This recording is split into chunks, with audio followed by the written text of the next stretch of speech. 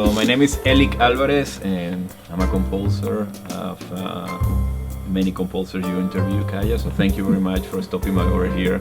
It's always great to see you. It's always great to talk about film music. I'm a fan of talking about film music, and I can go forever. So this is a great opportunity to me to, take all that stuff out. So thank you very much. Appreciate it. I'm Freddy Sheinfeld. I'm also a film composer, and I also had the pleasure to meet Kaya before in another interview, and now we upgrade to video, so we're very happy. Well, guys, thank you so much for your time and for inviting me here to your studio. So great to see you guys again. So to start off, I know we've talked in the past, but I'd love to kind of start fresh and talk about kind of your background and how you both kind of found music, and what kind of pushed you towards the path of film music. And since this is actually my first kind of composing duo interview, when did you guys meet in life and decide to kind of pursue this together? Yeah, very good question. Yeah. That's gonna be long. No, I come from a musical family. None of them were professionals, but like my godmother, my uncle, my mom, my dad, they all play piano. So I had that in me, and especially my grandfather, he was a huge fan of classical music. So I grew up with that. And I think that that's what happened to a lot of musicians, that they get that from the beginning. And I was lucky enough to grow in a family like that, and that's when music started in my life. And I did different things. I did sports, I did music. I have, of course, my rock band, because I didn't want anything to do with classical because that's too boring. And then So you got the girls in the rock band. Yeah, come on, man. And then I tried to play tennis because that was the way to do it. But nah. But little by little, I started developing, different ideas, and play some jazz and different bands and things like that. And then I discovered film music. I think that I heard about Berklee College of Music, and kind of interested me, a lot, that type of major. So I did a little bit of research, and after that I started preparing, to become a film composer. So I went to Berklee College of Music specifically for that, to study film music. I already knew what I wanted, and that's when I met Freddy. I think Freddy, we can tell, there is an interesting story of how we met. We both are from Venezuela. Yeah. And you can hear our accents, right? But we didn't know that. So we started speaking English for a while. He thought I was German. I thought he was Greek or something, and that lasted for like 2 weeks or something like that, right? We were at the same conducting class, and I think that was the day that we realized we were both from Venezuela. I think so. We were I think that we had to buy it was a Rite Spring CD, because we needed to just check it out and things like that. And then in the record store, hey man, how are you, and all that stuff, and we're dealing with, oh no, you take it, it's all right. And then we say, no, he's from Venezuela. He's not from Venezuela. Come on, look at him. Actually, one guy from the classroom, I think he's from Spain. He was from Spain. He was telling me, oh yes, so you're from Venezuela? Yeah, Elik also. And I was, no, he's Greek. Yes. So yeah, we met there. Yeah. Yeah. So that was interesting. And then I think that a lot of people have those stories of when we were kids, like, having big plans. When we move to LA, we're going to do something together. Right. And this is what's going to happen, and things like that. And, sometimes that works, sometimes that doesn't. It happened to us, like, it did work. We made it happen. We opened our company and things like that. Things that you dream, and then when you just start doing it, do I really need to do this? But, we have been doing it for a while. That doesn't mean that we do our own project. we have different projects. Exactly. We have different relationships. But I think that we have a very organic relationship, and it works. Creatively, we're very good friends, and how long been, like, since 2001. Yeah. Well, actually, we started from you were here. I was still at Berklee. We're finishing one. Yeah. Yeah, we started the whole concept. The whole concept. Yeah. So I started pretty early. And well, man, we're all. Well, I think it's amazing because a lot of composing duos, they form a company or they form together, but you guys have individual careers and still work together and still do your own projects, and I think that's like fascinating, and that the fact that you guys can combine your sounds and when the projects are right. But you mentioned you grew up in Venezuela, and there's a lot of viewers and composers and aspiring filmmakers, everybody from around the world. When you made a decision to come to the United States, was there any reservation? Was it a difficult process to kind of relocate your entire life to move here and kind of start fresh, or was it just like hell bent? Like, I know this is what I want, and I'm just going for it. This is where you had to be. Yeah, in my case, I think it was pretty clear when it happened. But the way I got into music was kind of similar to what Elik's story is. We started with my mom was she was a guitar player by hobby, but she played like Spanish guitar. Right. And she was from Spain, so she taught me a few stuff. So it got my interest, and then I got into rock bands and all that stuff. I want to be a rock star, and so many people playing rock. What Phil's story might be a little more similar and realistic path.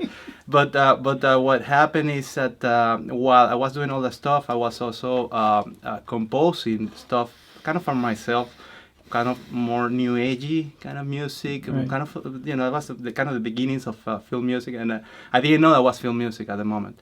But whenever I show that to someone, they would hear, I can imagine this thing happening, and it was very visual. So at some point I kind of realized that this is actually something you can do, and that's when I decided to come here. So I knew already when I left Venezuela that I wanted to do a film music major. Right. So that was after 3 years of computer engineer at college, and a lot of second guessing what I want to do. But when I did that, I already knew that's the path I want to take. So I was pretty clear on what to do, but it took a while for me to really realize it. Yeah. So you guys, you got your start kind of in kids animation and in television animation, and a lot of people don't know, but you guys are behind some of like the most popular like Saturday morning cartoons out there. And I think one of your first credits together was Ultraman. Yes. So, and that kind of led to Yu-Gi-Oh. But when you first got was that your first gig together? Was it Ultraman, or was it something before that? No, yes, actually, that was the first real gig. Gig together, because before that we were working and sending demos, doing things, having ideas, let's do something together, things like that. And that's it was by sending demos. Actually, we got a call, and we felt really proud because out of 45 CDs they picked us, and I think that the trick was because we were two composers, we were giving a lot of variety, so even though if we could kind of imitate our styles, on my own and Freddy's own. So when you put that together, something caught their attention.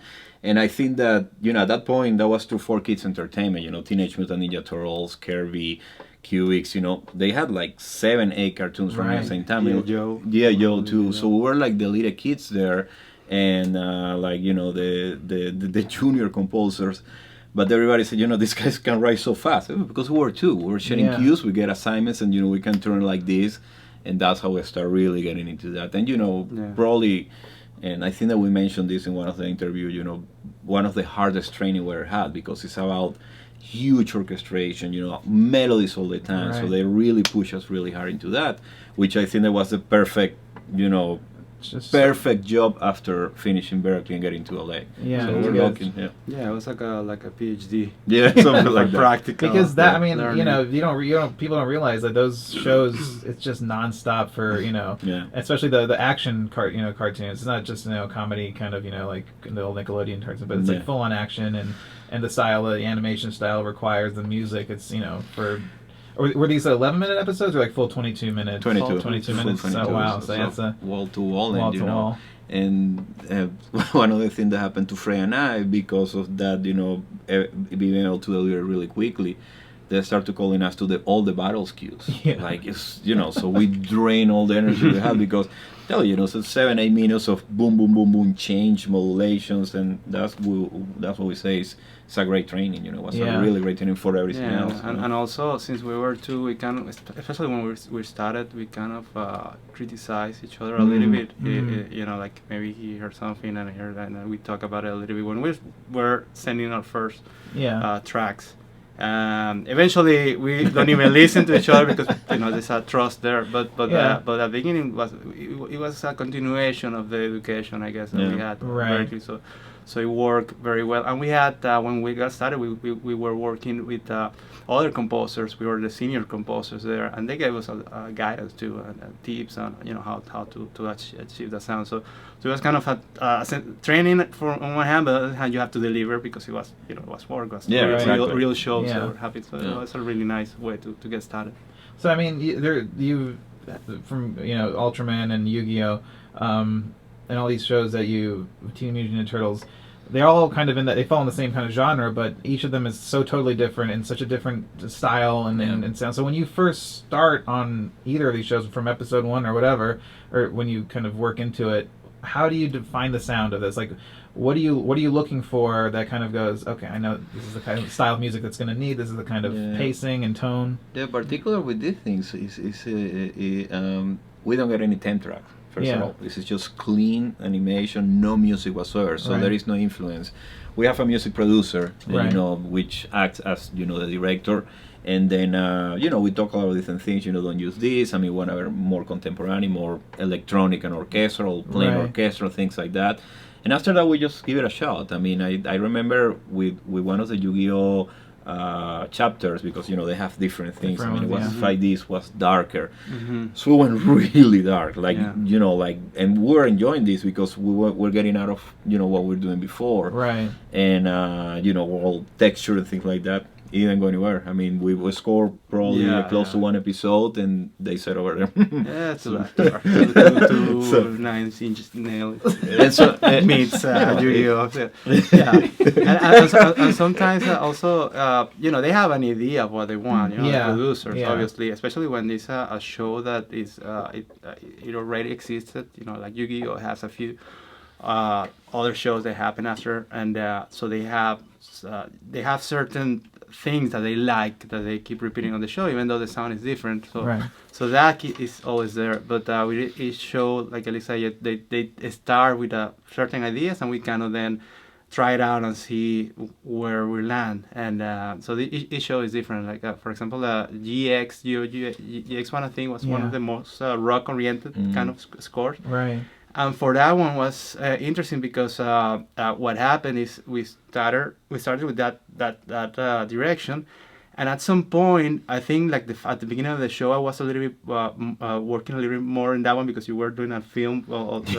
So I started a little bit more at the beginning of the show, and the music that I was kind of sending was very similar to my rock band that I used to have at college. That's a progressive rock, kind of like Dream Theater stuff, like okay, let's try this to see if they like it, because I always wanted to, and they liked it. So it was really fun because it was almost like a jamming through the music, and that kind of became part of that sound. I mean, there were a lot of different aspects depending on the character, but you need it. But it comes sometimes, kind of organic, like that. So it become the sound. For the more traditional shows like the original Yu-Gi-Oh, the films, it's a little bit different because you have to you have to follow the first show. They already have certain orchestral style that it was well defined. So with the film, because you did the Yu-Gi-Oh movie, so it adapted into a 90-minute movie, how was that different from composing just bursts of 22-minute kind of episodes, like all concluded, but now you have a feature film?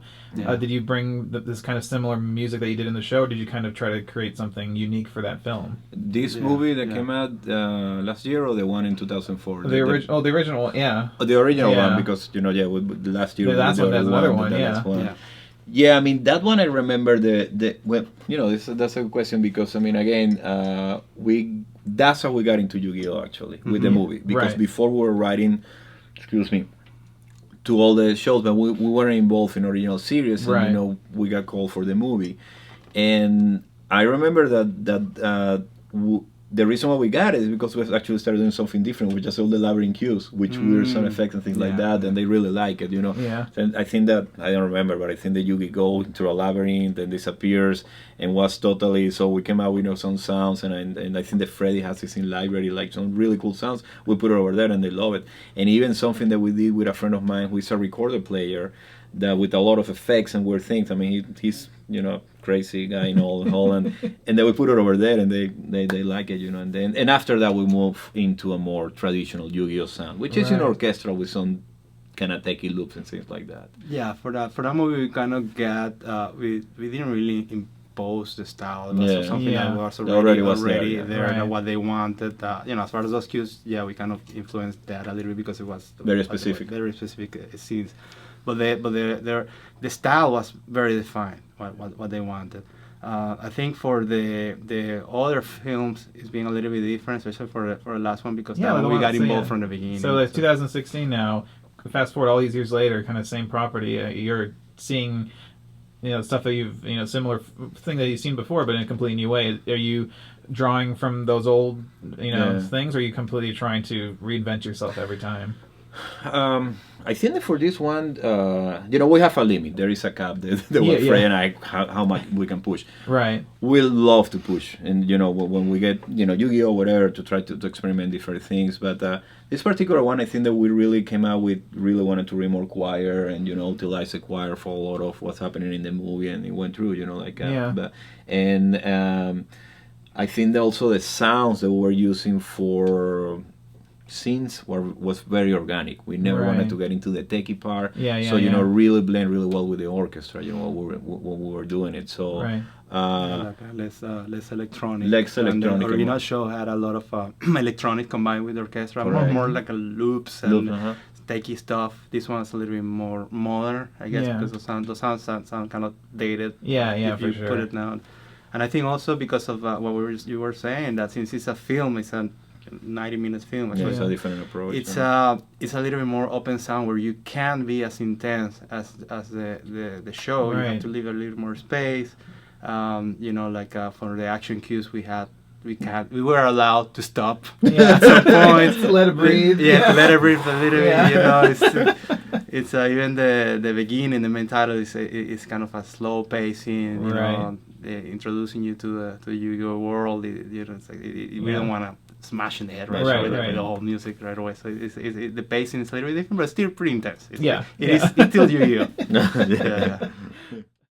So when you guys are working together, kind of the thing that kind of defines live scores, of course, the thematic material, the themes. So I'm interested into, do you guys write themes in a similar way together than you do differently? Do you guys have a different approach to thematic writing? Is that something that you is that the first thing that comes? Is like, find a theme first, or do you try to play around and find maybe other melodies and then see if a theme emerges from that? And when you guys work together, do you just pretty much go do your own thing and see whose is better, or do you try to work on it together? So I don't know how you do it. I have the feeling we kind of have a similar approach because it's just we're working together for so long, and as far as the Yu-Gi-Oh melody, the theme, because we know what the producer responds better to, and we can censor ourselves a little bit better what's gonna work. But as far as the process, I think I would say we are very melodic oriented, and we start with that, and then we kind of build the music out of that. So the whole thing, even the action cues where there's a lot of stuff going on, and they're very thematic. It's always something, even if it's not the main themes of the characters, there's always some kind of melody. And they like that, we like that too, and it's something, I guess after so many years, we I think we both have appreciation for, we're very melodic, even in any style, we we both tend to be very melodic. And so Yu-Gi-Oh is perfect example for that. It's exactly that. I mean, within even a generic cue, you're gonna find that a lot of themes that start developing from there, and we have the I think in the film that happened, like they said, I was doing something generic, so this is the theme for this character, and that's it, because you have a lot of material that you can grasp from. And but as far as your question, probably communicating, process, things like that, I'm here and Freddy's there, and we just creatively talk. I mean, our conversation, and we don't have time here to be together, just over the phone. This is what we're gonna do. How about we use instrumentation? What you're gonna do? And sometimes even that, I'm gonna try something, I'll show you later, and then we'll listen, and that's it. I mean, it's just, but that is because we have been working together for so long. Yeah. I mean, and that's all. It's just so many years that we know each other. Kind of, Freddy is gonna expect how my orchestration is gonna sound, and I think that he easily will predict. Okay, I know how Elik is gonna approach the one. Same with him. Yeah. Kind of had an idea where he's gonna come from, and usually it's like that. And then we kind of feed each other from ideas, which is great. I mean, as a creative process, like I can listen to something he did. I'm just gonna try this and that, and Yeah, that's a good point, because when you're composing your own project, you don't get that. Yeah. You get to compose if you're doing a film or something like that. You compose your melodies, you develop it, you work with it. But when you have collaboration, you get somebody else's idea, and then you do your own approach. Yeah. And then the other person listens to that. Oh, okay, that's cool. Let me try this. I would probably done it differently, and that creates it makes a little bit more fun, especially when you have so much music going on. Yeah. So yeah, it's and I think it's also kind of it feed you as far as creativity goes, but it also I think you learn too a little bit of that. I hear interesting how he approached that way of this character, and it's so many years that I think that's the reason we kind of can predict a little bit what the other's gonna be. Because so there's a shorthand there. But so I mean, what happens when there's a disagreement? Like any time I've talked to other composing duos, and if somebody's like, well, that doesn't sound good to me. I mean, how do you I guess approach that, and does it ever get where you're like set in something and you're like, no, this is great, and Freddy's like, no, this is shit. That's so sorry. Does that happen? And how do you kind of go? How do you work from that? Yeah, we probably in all this year I had like probably 2 serious fights, like really intense, but it wasn't specific about music. I say we respect each other. Yeah, of course. A lot. I mean, that's one thing. We really respect each other. We really trust each other. Yeah. But things happen. But I think that, because we're very respectful, because we know each other and we know how we're gonna react. I mean, I'm telling you, we know. Okay, this is what I'm sure that if I tell that to Elik, he's gonna appreciate that, and likewise with Freddy, the way that we kind of say, Freddy, are you sure about that melody, thing like that? It's very simple and very short. Yeah, I think that we keep those conversations. I mean, we're not gonna be, we're gonna. If I'm 100% convinced, even if that, I'm gonna listen. I'm gonna see, how about this? I mean, I'm still gonna give you Freddy. Do you wanna listen to this? But honestly, you know what? As far as melodies or themes or ideas, I don't think we have one example that happened like that. Like you know what? I don't like that at all. Maybe at the beginning we get started. I don't even remember. But as far as like something like. I think part of it is that I don't know, maybe it's because we worked so long together, or maybe we just have similar tastes as far as melodies or I don't know, certain things, but we kind of usually come right to the same conclusion, even if we don't talk together. But like we supervise other people, like if we have in some projects and we have additional writers where you have to listen to what they're doing, and our comments are usually exactly the same. And as far as taste, even though we have different tastes, what is needed for certain scene, I think we are kind of in sync. So I don't remember having a disagreement like that.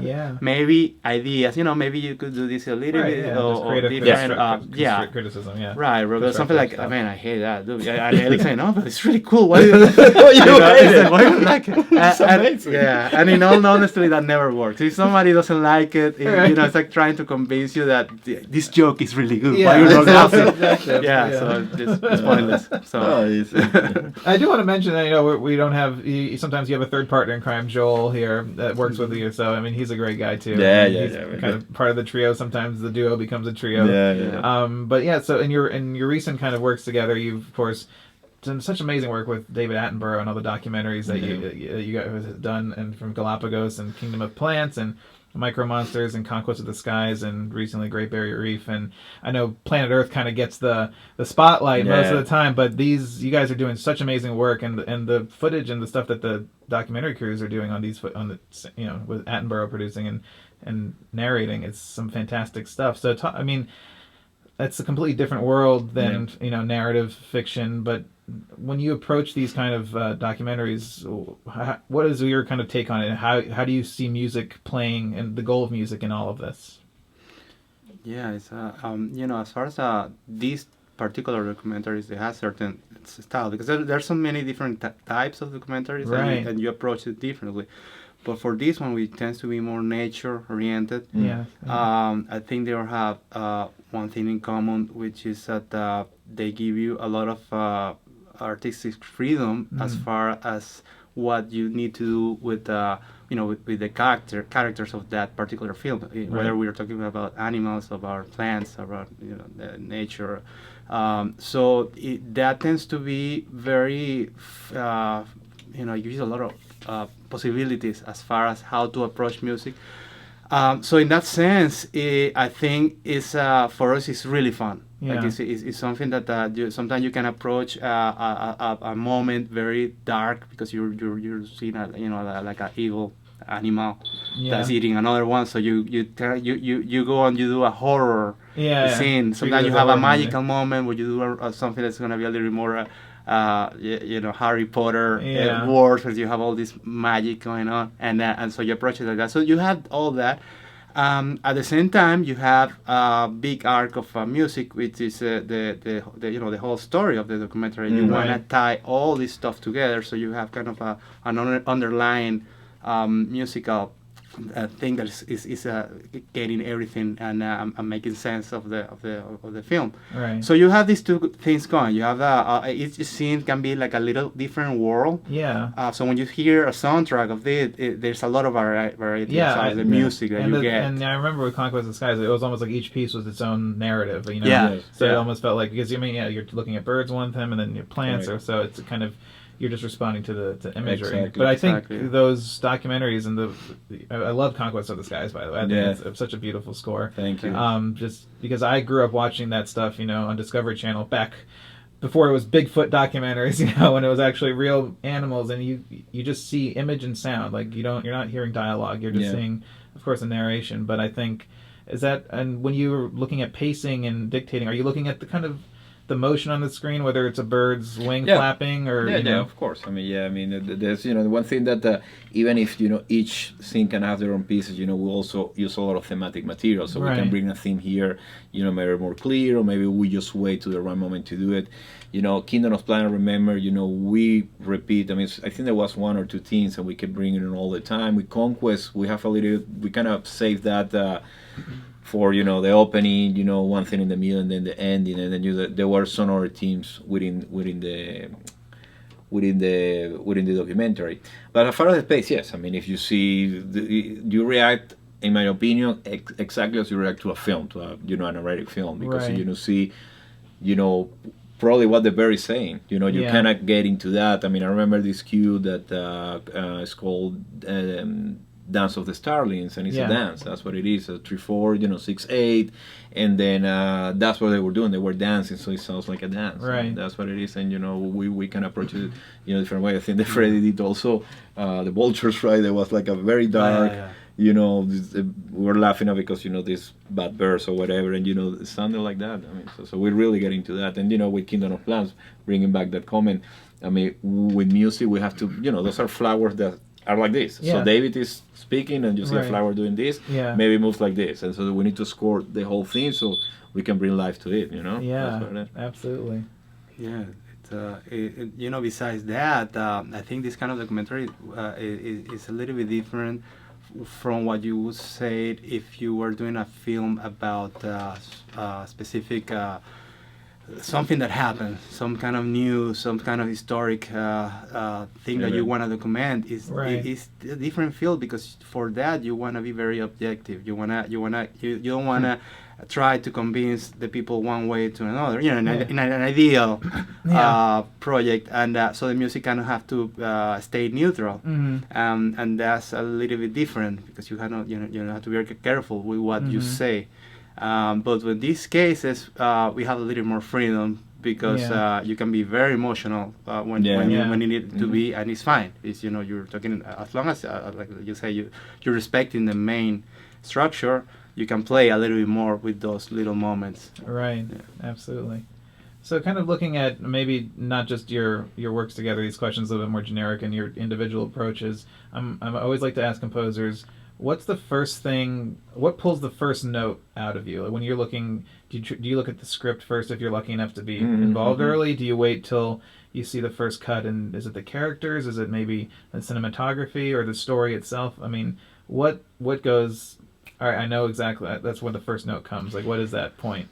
I think that all of what you mentioned, I mean, what I do is like, I just, as soon as I get the movie, the first thing that, okay, I mean, something's going to catch my attention. Yeah. The photography, the acting, the way the director, treat the angles and things like that, of course, the theme of the movie. So there is something that's going to hit me, in order that to happen, it could be right there, or I need to watch it more time, and I need to relax and just walk and just stay away from the project for a while to actually get it. But, sometimes happen quickly, sometimes, I need to wait a little bit, but, it could be anything that you said, because, I mean, so and every movie is different, and you're going to get something new, and that's what I love about film music, usually you get something new, and you get to, actually experiment with different things. So for me, as soon as I play, and see the first scene, I mean, whatever calls me from there, that's what I'm going to grab, to come up with my musical ideas. Right. Yes, it really depends on the project, I guess, because like you say, if you were involved from the beginning, you get the script. Yeah. And when you read the script, you start getting ideas, right. and that kind of creativity that you get from that is different from what you actually Correct. see. And sometimes you start composing ideas from the script, and then you see the first footage. It doesn't work at all. Not at all. Oops. I mean, it can happen. Sometimes you cannot get it right because maybe the director explained to you very clearly what his idea was. Yeah. Maybe he showed you some other footage that can have the same vibe as far as how it's gonna be filmed and all that. But that first thing, it depends on the project, because if you like you say, if you get a script, it's a different project. If you get an image where they say, okay, we have to start right away, and this project is due in 2-3 weeks, that first thing you have to concentrate on. If you have a little more time, then you can watch the whole thing, think about it, like I say, just go walk around, play some idea. Lately, what I've been doing for films, if I know the director and I can get started a little sooner, it's just I watch it, and I don't compose to a picture. I just get rid of the picture, and I compose like maybe like 10 minutes of music. Like a suite of something. It's like a suite, that idea. I'm really attracted to that, where you just go and you do things that might not work at all, but then you find things that if you had been composing music to picture, maybe you wouldn't have come with that idea, because it's different when you just playing around with the music. So then you grab whatever works, and then you have that conversation with the director, and then it's a different approach. So it kind of really depends on how the movie happens. Yeah, of course, timing is how much time you have to do it, because it's like, well, but if you don't have to, you just gotta go. With Yu-Gi-Oh, I gotta not to bring back that. I mean, we don't have time for any of that. We just say because it's just no time. It's a lot of music, and plus we know exactly what to do. But if I played you a piece of Yu-Gi-Oh, would you recognize where it was from? Like, in terms of, because you were you were just spilling out music from your head. Like, was it? If you play music from the We Did? Yeah. Maybe. So sometimes even really old pieces. When we were kind of organizing a library for some reason, or I hear that we have this. Was this? That was you. Or That's your cue. It's my cue. Yeah. So if it's recent, we might probably remember. Well, here. No, I don't have it. So kind of looking at the industry as a whole, I mean, you guys have worked, you've come here from Venezuela, you've made a career, you've started families, and you've been working in this industry in Hollywood. What are some, I guess, to start off, we'll do the bad stuff first, what are some of the negative things that maybe you're seeing that maybe are, that you don't like seeing as a composer? Maybe like the directors are too demanding, that people are not giving enough time, the budgets or whatever, or in terms of business practices. I mean, you started your own company, but what are kind of some negative things about the industry that you're like, I wish that would change for the better? Budget. How long do you have? Maybe for another interview, the whole thing. The whole thing, let's start off. Well, I think that I gotta tell you something. Electronics, right now, all the great tools that we have, Right. in my opinion, have allowed to a lot of people, and with all my respect, that probably are not enough qualified to do this job. Because for me, the film composer job is a very specific one. You have to have Right. sensitivity with the screen. You have to have extensive language as a musician, Yeah. and having access to so many things, in so many ways to cheat certain things, have kind of created a little bit of an acceptance of certain type of music. Yeah. And you know what, that's fine. Don't worry about it. Just put it under dialogue. Nobody cares. Exactly. Before, that wasn't like that. I mean, when we didn't have the thing, you really need to know how to orchestrate, how to deal with musicians, how to do so many things to really bring a score to life. So probably that's one part that, the appreciation of quality film music, in my opinion, has decayed a little bit. I mean, that doesn't mean that, there are wonderful and marvelous composers out there that are beautiful jobs that I follow. I say, oh my God, this is amazing. And then every day we hear new people coming in that bring so many new ideas. But so many people want to do it right now. Yes. So many. And everybody who, maybe is an amazing rock musician, and I'm not trying to disrespect anybody here, an amazing rock musician, something that I cannot do. Yeah. So I cannot, write that song. It's not my thing. Right. So a lot of people, because it's a pretty cool job. Yeah. I mean, being a film composer is an amazing job. Yeah. So a lot of people want to do it. So, it's the offer is amazing. So many people want to do that. And, I have lost gigs, of movies that I think that would have been great for that. For huge names, that's because of that reason. It has so many people taking jobs that they are grabbing, Right. a movie that maybe, was perfect for me, but, I don't probably have that huge name just yet. Yeah. So I'm competing with that as well. It's just because there are so many looking the same job. I don't think that's going to stop me, personally. I'm very lucky, and I say that to everyone, that, I can make a living out of this career. I mean, I can, absolutely. have a family, and, for whatever reason, being able to feed my family with this is just a dream come true. I can be in a higher level, yes I can, and I'm working really hard to get into that. Yes, Takes time. I for some people comes, in 2, 3, 4 years, depending on the situation they put themselves. For some people, you need to wait a little bit more. But I think that everybody has their own timing. Everybody, so. Right. And budget. Yeah, for me, one of the things that it's been happening a lot, is that since a lot of the projects that we see are either very, very big, Right. either you get these huge, I don't know, like Marvel movies, all these very, very high budget productions where, and then you get a lot of little things where they don't have really the budget to hire an orchestra to get a nice production. A lot of those middle ground projects are disappearing, and this is affecting everybody. It's not just the film composer; it's just the director. It's not like the whole industry. The whole industry. So the middle class, is disappearing in film. It's so true. And so that's affecting everybody. And the way I think it affects the music itself is that people are more scared, especially with the bigger projects, as far as what they want to use musically. Right. So if in the past, they were in love with a temp track and then you had to find that, it's always been the case.